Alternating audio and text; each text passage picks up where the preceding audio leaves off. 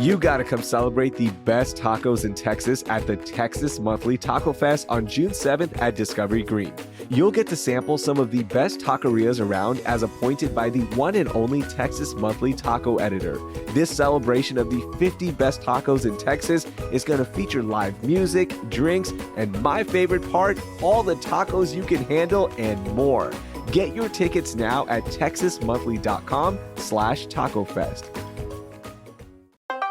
Need a fun free indoor activity? Well, the Contemporary Arts Museum has you covered with its new exhibition, Out of Stock. This inspiring exhibit features work from Houston teens and was curated and created by CAM's 14th Teen Council.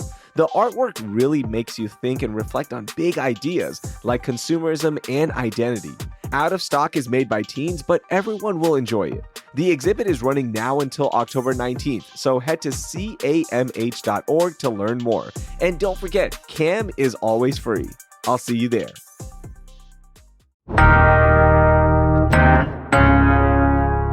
Today on CityCast Houston. If you feel like housing in Houston is getting more expensive, you're not alone. 9 out of 10 Texans say the cost of housing has reached a crisis point for renters and homeowners.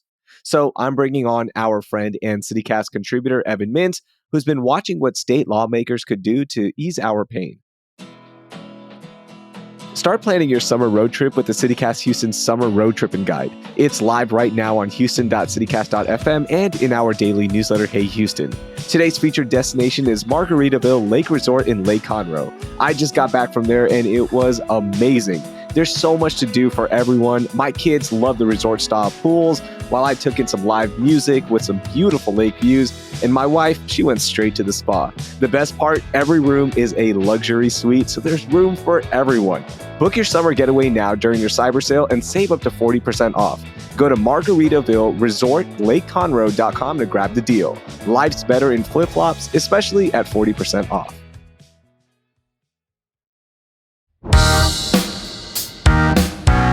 It's Monday, May 19th. I'm Raheel Ramzanali, and here's what Houston's talking about. Evan, just how crunched do you think homeowners and renters are in Texas and Houston? I mean, Houston has this reputation of being an affordable city, and it's well earned, but the Chronicle just had this excellent expose showing how prices have gone up, and not just in the high demand neighborhoods of West Houston, Central Houston, but in some outer neighborhoods as well that used to be very low cost and now are getting up to middle cost. And it is a huge leap in terms of percentage. We're talking about homes that used to be $35,000 up to $200,000. Evan, what do you mean by middle cost?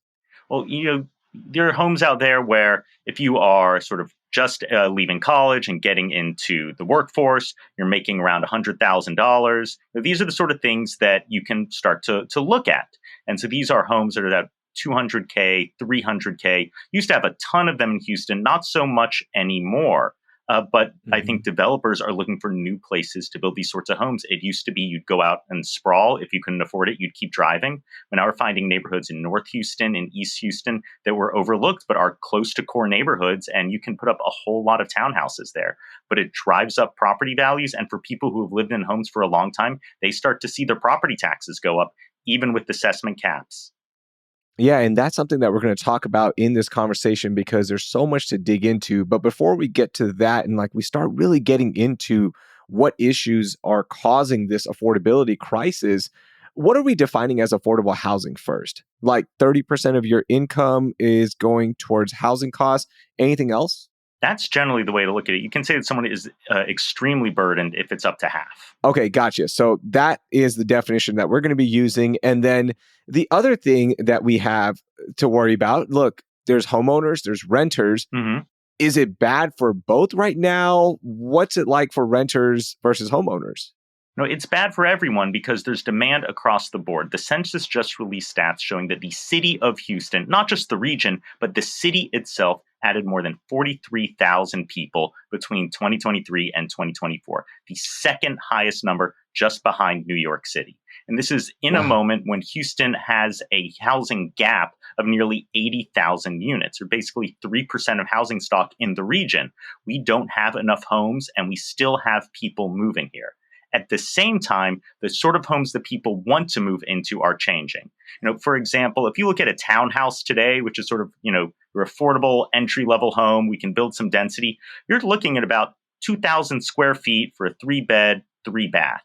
If you saw the reporting on our new pope and the home he grew up in, this old mid-century home in Chicago, it was 750 square feet with 3 Whoa. bedrooms, 2 baths for 5 people. So we Yeah. used to cram a whole lot more people into a smaller home. People expect bigger homes these days. At the same time, family units are getting smaller. You could move into a townhome with just one person, maybe just a couple that got married. Maybe they have one kid, but 5 people into a townhome, even a 3-bed, 3-bath, I haven't heard of that. People expect more these days. And so it puts more pressure on housing. Okay, so people want bigger homes. They want more space, which is understandable, right? Mhm. As somebody who has 2 kids and a wife, I get it. But why is this happening now? Like, did we just not predict this many people moving here and not build fast enough?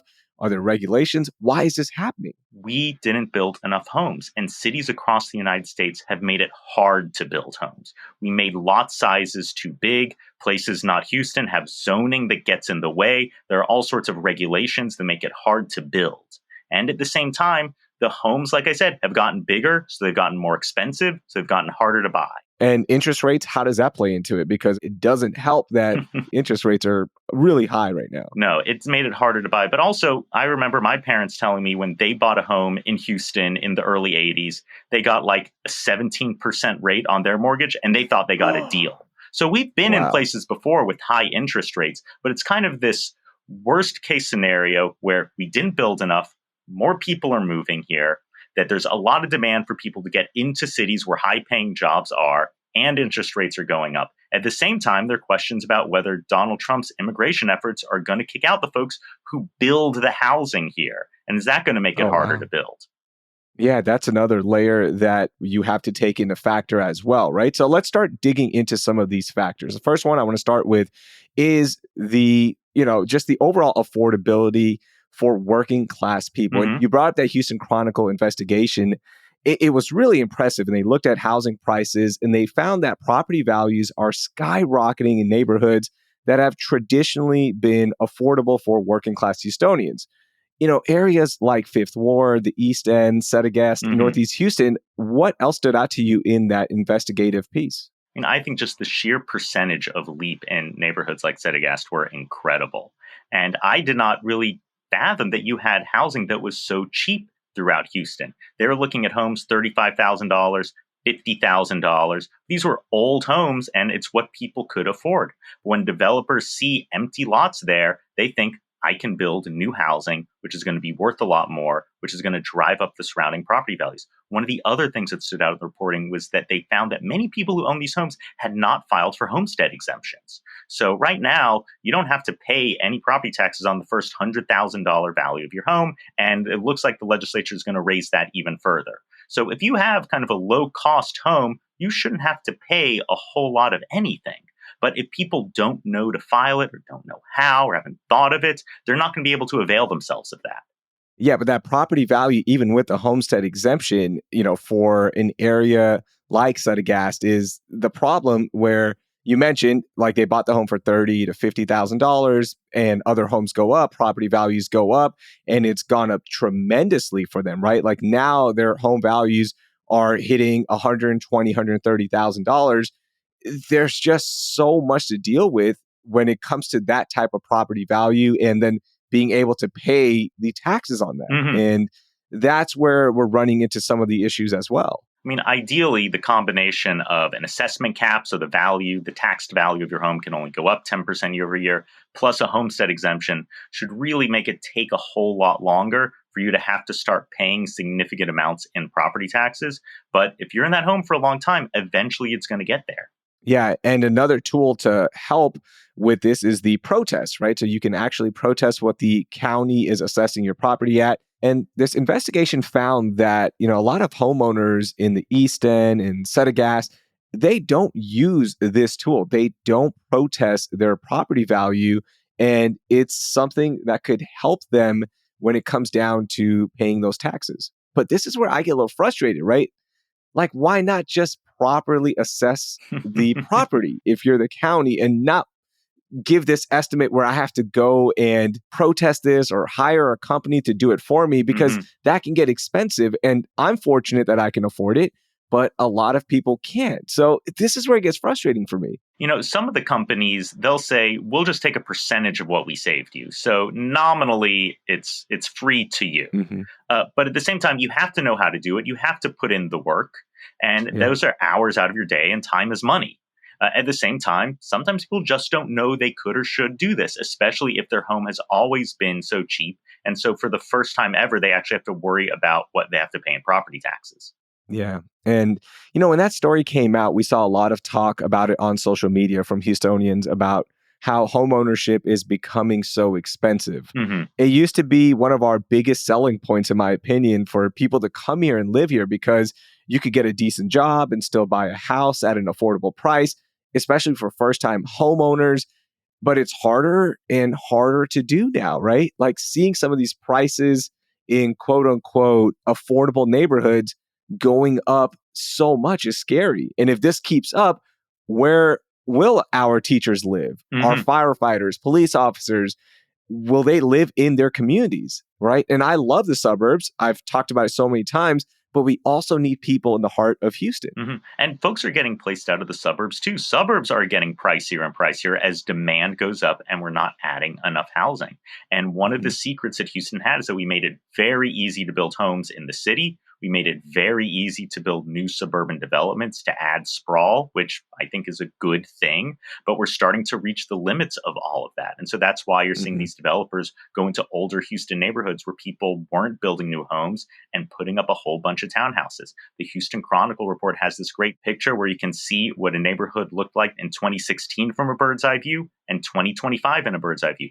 And all of these townhouses are there now that didn't used to be there. Yeah, that could almost become like our official flag, just a townhouse, in my opinion, because you see them popping up so much now in some of these old neighborhoods. I mean, that's what we're known for. We shrunk lot minimums. We don't have zoning, and people just put up a lot of townhouses. But the fact of the matter is that we're not as cheap as we used to be.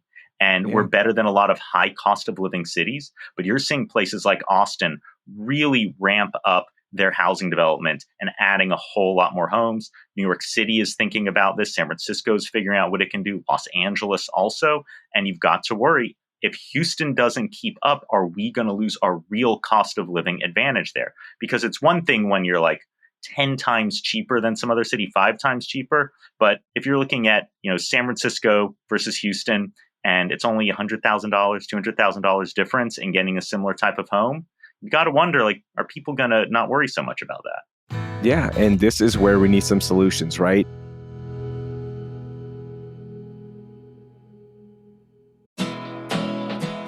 I just got back from Margaritaville Lake Resort on Lake Conroe, and it was the perfect family escape. Here's why. First, it's just a short drive away in Lake Conroe, and as soon as you pull up, you get into this relaxed state of mind where flip-flops are encouraged. Second, every room is a luxury suite, so there's plenty of space to spread out and relax in your own little area. Third, there's something for everyone. My kids couldn't get enough of the resort-style pools, slides, kids' water area, and lazy river, while I enjoyed the swim-up bars and lake views with live music. My wife, she went straight to the spa for a much-needed massage. Everyone finds their happy place at Margaritaville Lake Resort. I can't recommend it enough for a Memorial Day or summer getaway, and now's the time to book because Margaritaville is running a cyber sale with up to 40% off for stays all year long. But this sale ends May 26th, so hurry up and head to Margaritaville Resort, LakeConroe.com to lock in these great rates.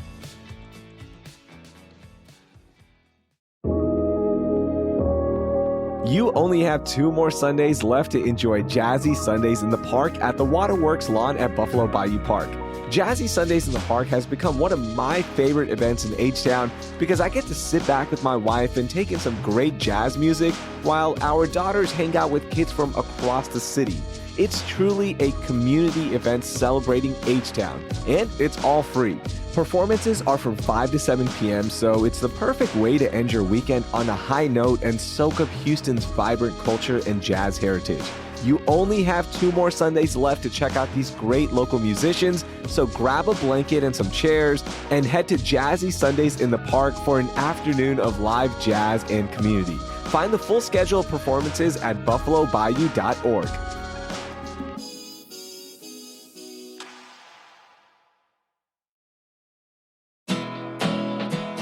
Ready for a summer escape that feels like a hidden gem? You gotta check out Boerne, Texas. If you're dreaming of winding roads, shady creekside strolls, and sweeping hill country views, then Boerne is calling your name. Located just outside of San Antonio, Boerne is your gateway to nature without sacrificing comfort or style. And this town really shows off during the summer with live music, outdoor markets, car shows, and more. There's something happening every weekend. And their food is way beyond your average small town.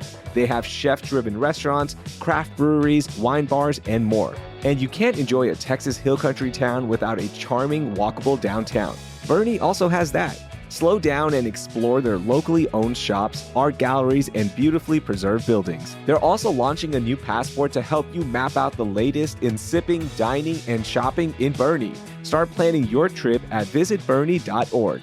Boerne, Texas, an elevated hill country experience.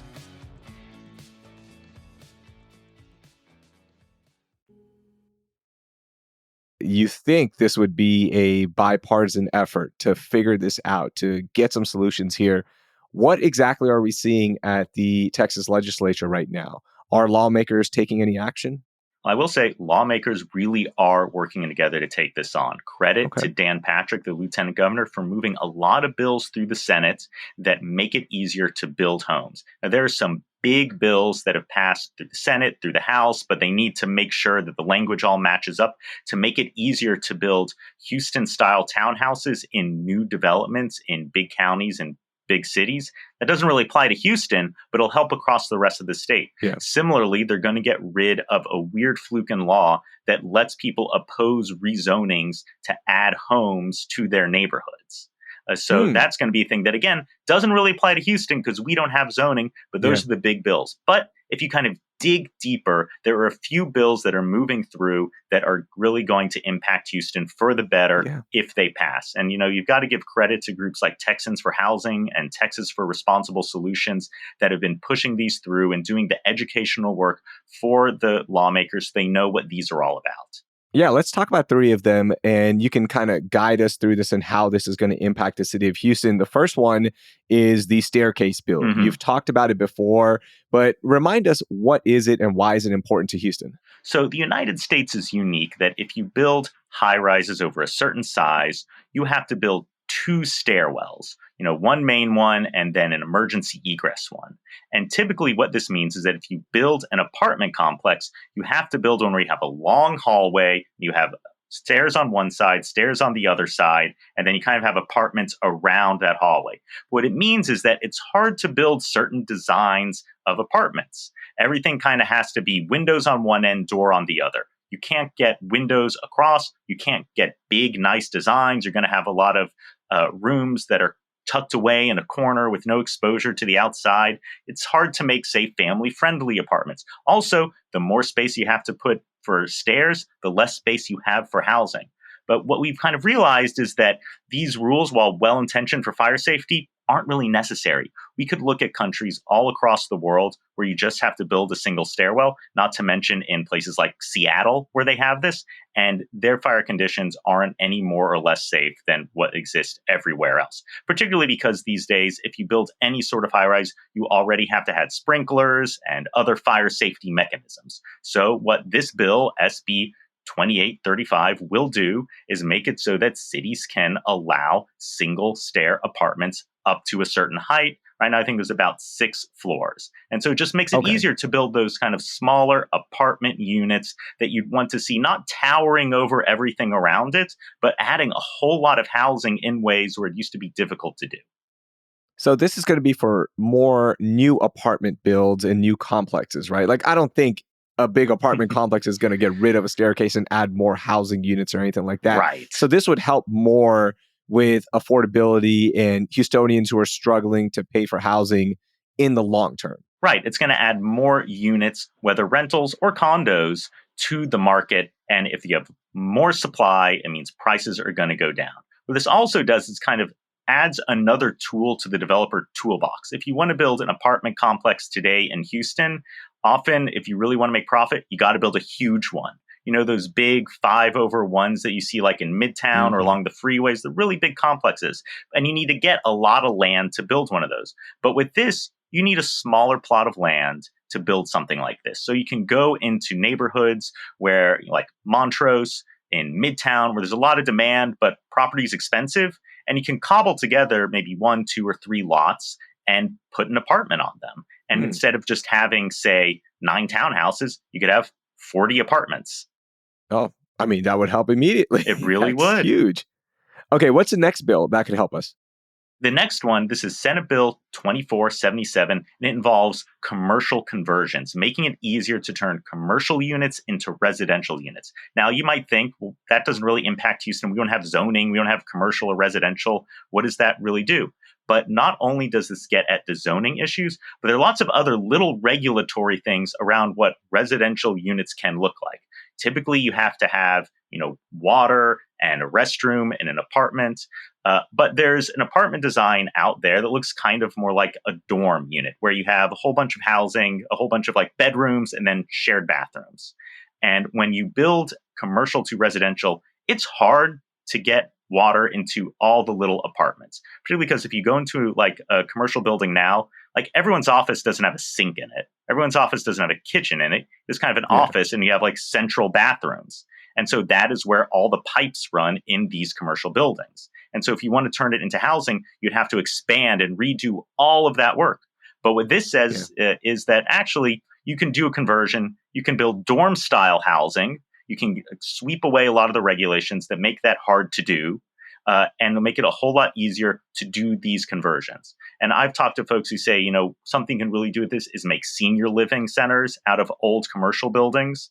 And something that would make this really great for Houston is the fact that because we Yeah. make it so easy to build, we have a whole lot of vacant office space. About a quarter Yeah. of our office space right now isn't being leased. We've done an episode on this, right? And there are a few Hmm. developments that are working on that, taking old office space, high rise office spaces, and converting them to livable residential towers almost. So this would impact that immediately, it sounds like. And we can finally get a solution to all that empty office space. Well, we'll see how it goes, but it's just creating more opportunities. It's saying you don't have to do anything, but whatever barriers exist to this, we're going to tear them away and let people try it out. Evan, as things get a little bit easier to build and you start looking at some of the neighborhoods that developers want to be in, is there any kind of fear of like building too fast and things might not be safe or any other issues that we could come across, right? Because you still want to build with safety in mind and the future in mind, but there's this balance. hmm I worry about bad actors, but particularly after Harvey, the city and county have put in place a lot of new regulations that make it harder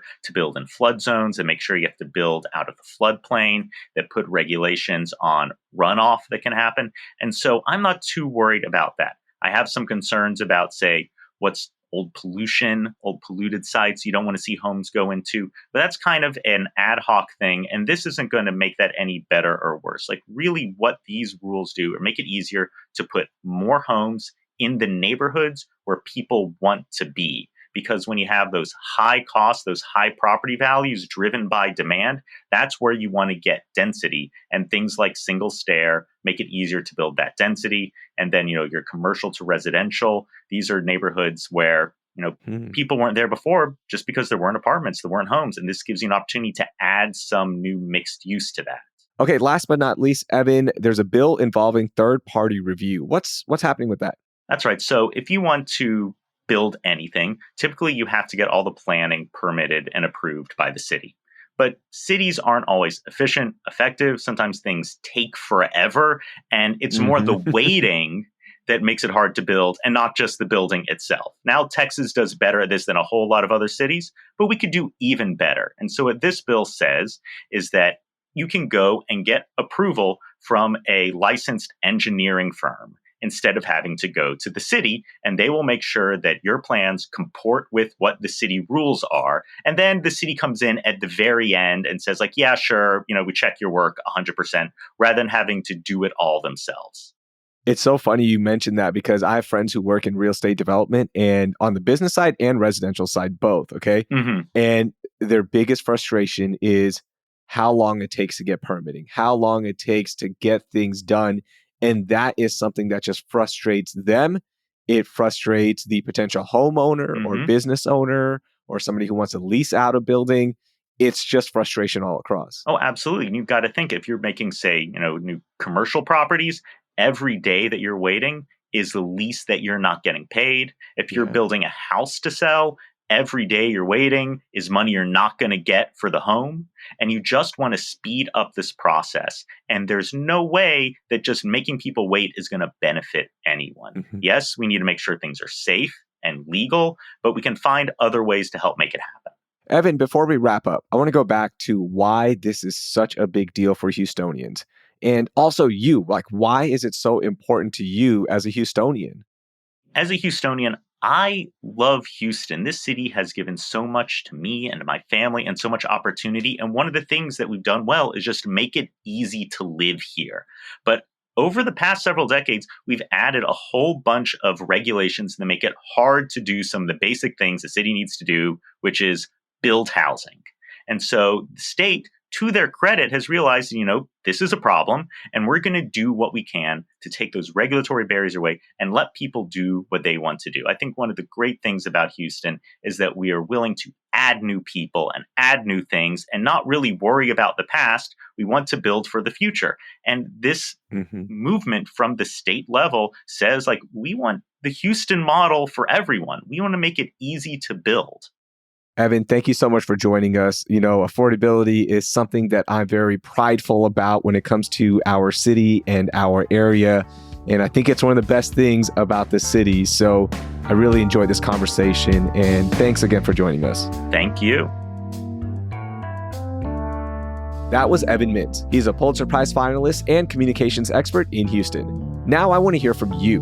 What are your thoughts on housing costs and rent here in H-Town? You can text us or leave us a voicemail at 713-489-6972. I've also dropped the number in our show notes along with the stories we talked about today. A quick favor to start the week, can you help us grow CityCast Houston by sharing this episode with 3 friends who love Houston as much as you? Also, drop us a rating and review wherever you listen, and please subscribe if you haven't. Want more daily news and things to do this week? Check out our daily newsletter, Hey Houston, with the info in our show notes. Thanks. That will do it for today. I'm Raheel Ramzanali. Thank you for listening, and I hope you learned something new.